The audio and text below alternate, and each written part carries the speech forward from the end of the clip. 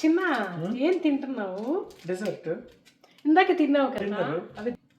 ఇలా తింటే ఈ ఏజ్కి బాగా లావైపోతాం తొందరగా.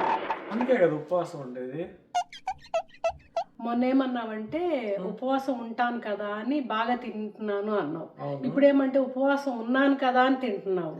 మొత్తానికి తినడం అయితే కామన్ కాదు. నువ్వు కన్ఫ్యూజ్ అవుతున్నావు. ఉపవాసం ఉండడం కామన్. ఇప్పుడు తినేదంతా ఉపవాసం ఉండడానికి.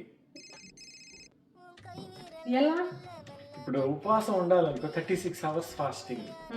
అంటే ఏమి తినకుండా 36 hours ఉండాలనుకో బలం ఉండాలి. కాబట్టి తింటాను. ఉపవాసం ఉన్నాక నీరసం వస్తుంది. నీరసం నుంచి మళ్ళీ బలం రావాలి కాబట్టి మళ్ళీ తినాలి. ఎందుకంటే మళ్ళీ 36 hours ఫాస్టింగ్ ఉండాలి కదా.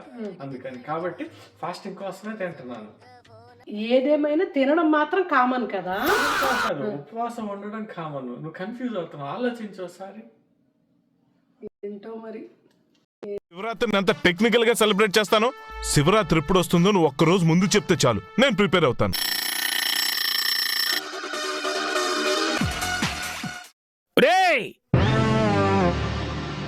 ఓరి నీ తిండి కూల రాత్రి నుంచి ఇదే పని మీద ఉన్నావా?